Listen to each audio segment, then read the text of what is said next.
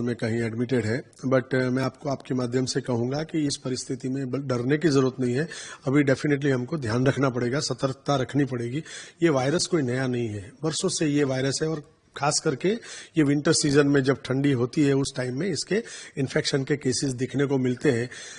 इस virus infection के लिए अदरवाइज ऑल्सो कोई वैक्सीनेशन नहीं है या कोई स्पेसिफिक ड्रग नहीं है। सिर्फ जिस हिसाब से सिम्टम हो उस हिसाब से, कहने का मतलब सिम्टम के हिसाब से उसकी ट्रीटमेंट होती है और अगर हम सारी चीजें मेंटेन करते हैं तो 5-7 दिन में वो अपने आप ही ठीक होता है। तो ये वायरल इन्फेक्शन उसमें उन लोगों में ज्यादा हो सकता है जिसमें इम्यूनिटी की कमी हो, जो खुद उसकी बॉडी की जो पावर बोलते हैं हम लड़ाई की, वो कम जिसमें होती है, खास करके बच्चे एंड बुजुर्ग। उसके साथ ऐसे लोग जो कैंसर की बीमारी से पीड़ित है या कोई ऐसी दवाई ले रहे हैं जो अपनी इम्यूनिटी को डाउन करे, तो ऐसे केसेस में ऐसे वायरल इन्फेक्शन होते हैं।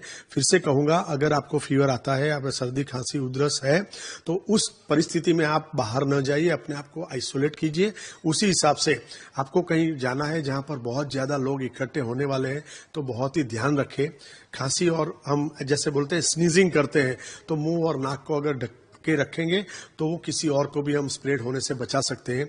जरूरत लगे तो आप मास्क का यूज कर सकते हो। इस हिसाब से हम देखें तो अगर हम सतर्कता रखेंगे तो ये इन्फेक्शन फैलने का, अपने आप को होने का और दूसरों को होने के, हम उसको चांसेस को कम कर सकते हैं।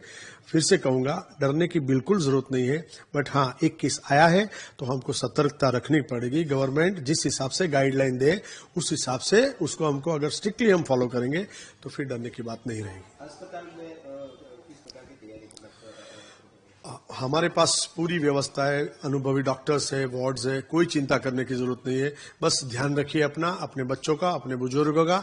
अगर कुछ भी होता है तो डॉक्टर की सारवार लीजिए।